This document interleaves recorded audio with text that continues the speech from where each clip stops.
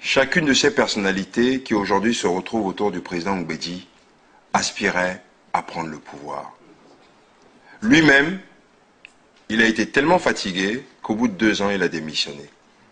Imaginez un seul instant que le président Mbeki gagne les élections. Il a un mandat. Il a autour de lui des tas d'individualités qui veulent être président en 2016, qui vont tous se faire des croche-pieds comme ils l'ont fait 10 ans autour du président Mathieu Kérékou. Qui va souffrir si ce n'est pas le peuple béninois, dites-moi? Ça sera pire. Ça sera pire. La crise politique sera pire que celle qu'on connaît aujourd'hui. La deuxième des choses que je tiens à vous dire, j'ai entendu un ancien ministre de l'économie et des finances nous dire que lui, la microcrédit, il allait la faire augmenter de 30 000 francs à 100 000 francs CFA. 30 000 francs CFA, mais Tchelemi, c'est entre 30 et 40 milliards dans le budget du Bénin aujourd'hui. Si on augmente ça à 100 000 francs CFA, la question que j'aimerais poser à cet ancien ministre de l'économie et des finances, où est-ce que tu vas trouver les 100 ou les 120 milliards? Où est-ce que tu vas les trouver? D'une baguette magique, alors qu'il y a 2 nouvelles crises qui pointent à l'horizon. La crise pétrolière et la crise alimentaire. Nous avons eu dans ce pays 3 crises. La crise pétrolière, la crise financière et la crise alimentaire.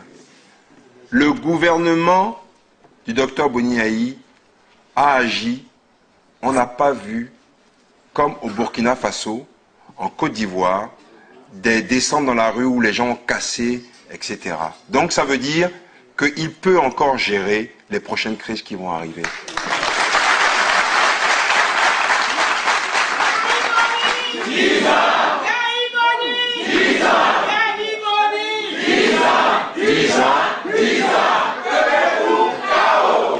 Et je terminerai en vous disant que depuis que la Terre tourne, l'homme a 2 vices, l'argent et les femmes. Je ne crois pas que, quelque part, on puisse éradiquer totalement la corruption. Si on dit qu'il y a eu des affaires sous le président Yahya Boni, d'accord? Et on nous sert comme l'affaire ICC, parce que le chef de l'État, c'est vrai, a été entouré de gens qui ont abusé de sa confiance. Mais vous avez oublié tous les scandales qu'il y a eu pendant 10 ans autour de la gouvernance du président Mathieu Kérékou. Lui-même l'a dit tout dernièrement que ce sont ces hommes-là qui l'ont empêché de travailler.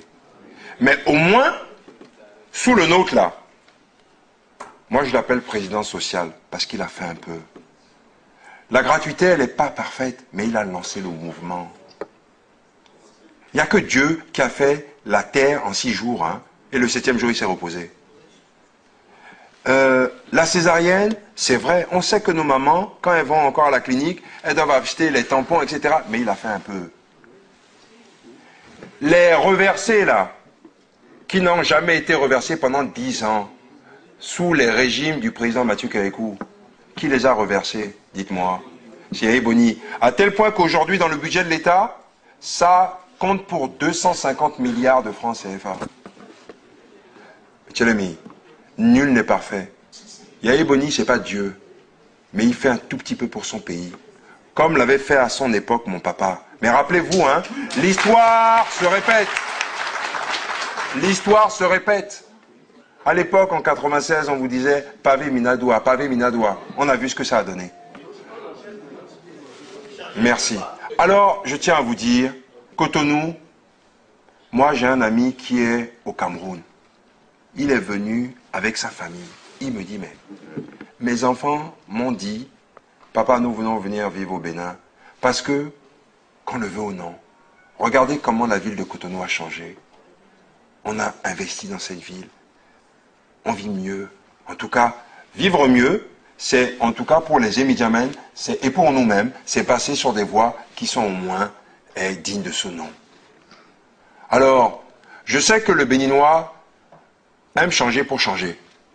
Mais moi, Je dis, il vaut mieux être dans le vrai changement, celui du docteur Boigny, que changer.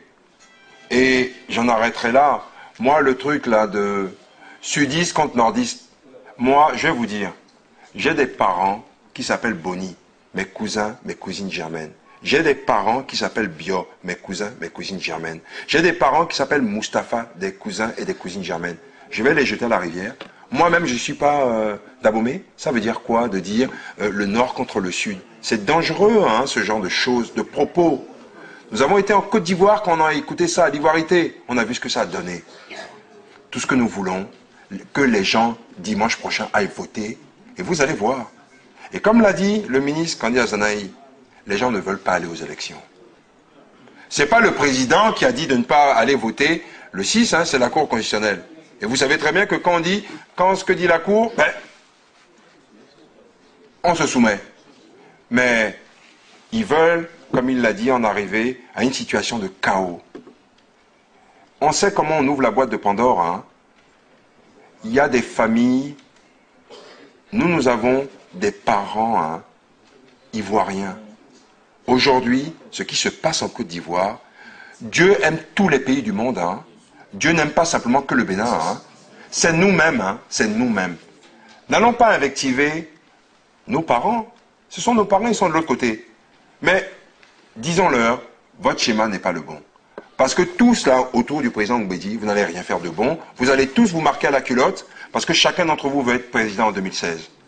Et si lui l'a reconnu lui-même, au bout de 2 ans, il a quitté le gouvernement du président Mathieu Kérékou, nous n'avons qu'à leur dire, là où vous voulez nous emmener, c'est pas bon. D'abord, un chef ne prend pas des sous-chefs. Il nomme des hommes qui le servent. Nicéphore Soglo n'a pas appelé dans ses anciens gouvernements, rappelez-vous, pendant 5 ans, Bruno Amoussou, Adrien Mbedi, Albert Evogel, non, parce qu'eux-mêmes voulaient être président.